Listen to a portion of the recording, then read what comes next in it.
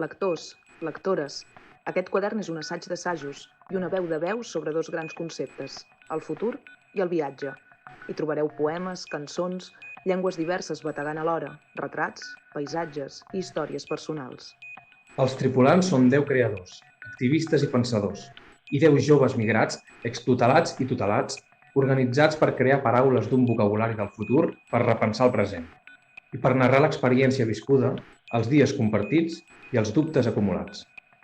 Gaudiu d'aquest viatge tant com nosaltres hem gaudit del trajecte, que mai no acaba y siempre está a punt de començar, que nunca acaba y siempre está a punto de empezar.